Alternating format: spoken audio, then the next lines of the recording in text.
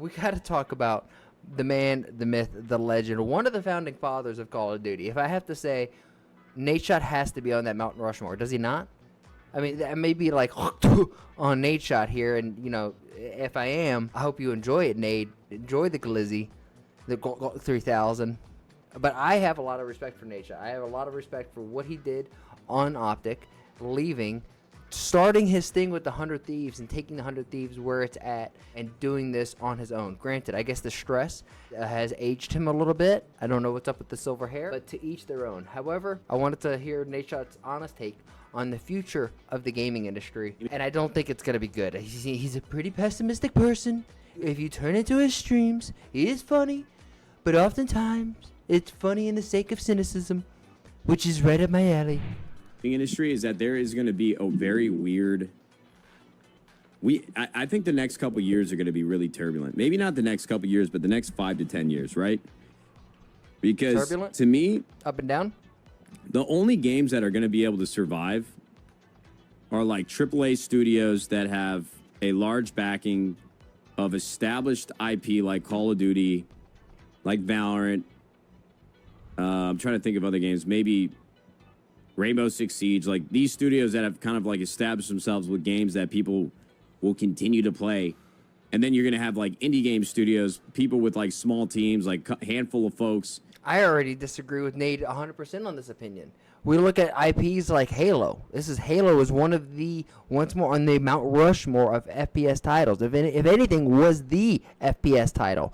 Halo is the shit. Halo has paved the way for so much of the competitive esports that we have today. And 343 has lost the backing of it, and they're a part of a AAA studio. They have the backing. It's Microsoft. They have unlimited money, but no one's touching Halo. So I don't agree with that. And then you have smaller companies, these Korean and Chinese companies that are popping out games like The First Ascendant, Once Human. I believe there's one coming. It's not Arena Breakout Infinite. It's Black Hawk Down, something like that. It's this new extraction shooter that everyone is raving about and saying how good it is. And it started out as a mobile game that's being ported over to the PC, and it's based off like this Chinese company. So I honestly disagree. I think Nate's gonna say that like games are gonna be so hard to make. That no one's going, like, you could spend so much time incubating a game and then it can drop like X Defiant and just fall right on its face. I think, honestly, it's going to be the opposite. I think with AI and everything coming out, games are going to be easier to make. And I've said this in other videos, but I think Elon Musk did something that other CEOs are looking at, where Twitter had so many employees and he cut Twitter's, like, the employee to like a really lean team. And Twitter's running fine. Maybe not as profitable, but there's some other factors that are outlined in that.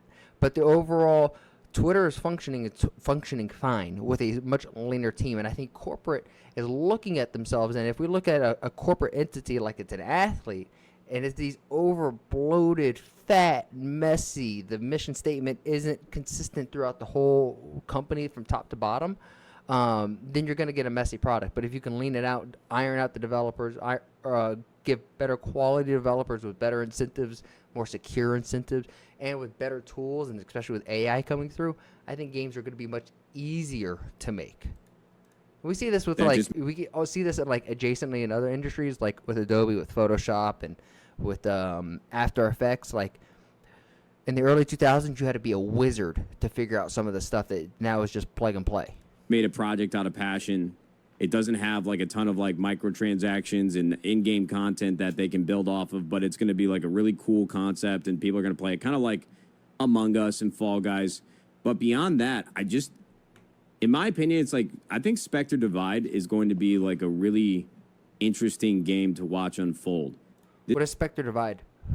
If somebody's seen this, hey, chat, let me know. Live, YouTube, let me know in the comments. What is Spectre Divide? This was a studio that was built and funded from like tech folks that worked at places like Oculus and other game studios, and they rallied around each other, raised a bunch of money, like 20, 30, 40, 50, 60 million dollars. I forget exactly how much they raised. I don't know particularly, but I'm really curious to see what happens with Spectre Divide, because I think what I've seen in the industry is that there have been a lot of folks who have raised capital from venture funds to make games, and a lot of times you spend like 2, 3, 4, 5 years making a game, and then you ship it and you launch it, and that game could just fall right on its face, and just be over with in the next like 30 days because nobody's playing it.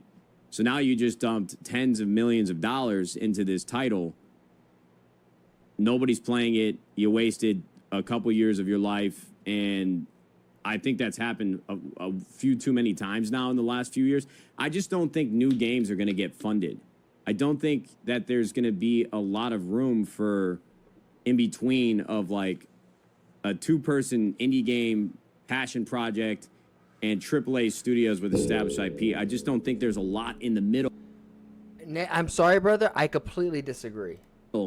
That's going to be created. I totally think that's agree. Going to cause a problem and like a bottleneck in the gaming community where we just Respectfully, Nate, I hear you, the bottleneck. I like it, but go ahead, drink your 40 and get your bottleneck through that, because I think that with AI and the implementation of better technology, it's getting easier to develop games, and we're having these fat corporations giving us this gelatinous, fat, messy game that no one really likes. We want like something simple, clean, and fair, and then allow the rest to go through. That's why sports like football and basketball are so popular in baseball, because the rules are simple, and then people who are actually good rise to the top.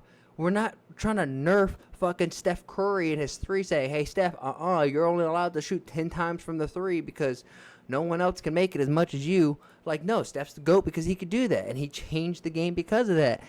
You got to allow the game to change. And just because people are going to come up and be better than you, you should look at that and be inspired to either push yourself and get better, or accept that you're aging and pass the baton to the new age. It's okay. It's okay.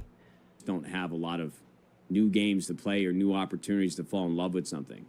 It's really hard to make a hit game, I think. I it's agree. really It is hard to make a hit game. It's like You're not winning wrong. the lottery, bro. You can, It is. You can, You're right. can go from, like, what? Among Us was like an overnight success. Fall Guys was like an overnight success. They were printing cash. Yeah. I mean, they made so much money. Yeah, well, what about the first to send it? In like a 3-month period. What about Once Human? That is just such a exception Granted, that was to COVID. the rule. Yeah, So, no, it's exception for I sure. just think that so the what are we talking gaming about? industry is going to be in a weird place over the next few years. And Weird and is- I don't yeah, know. I don't have a disagree. crystal ball. I'm not saying that I'm an expert. I just think that I mean, I'm not an expert either there, Matt, but I find it interesting with the amount of expertise and knowledge that Matt has, especially in the background of with Project X and everything, that he says this is his take on it. But granted, Matt is in California, and the average IQ in California, I feel, is slightly lower than the rest. I could be biased. I am in the South, so we're competing for the bottom below IQ, but I think California beats us.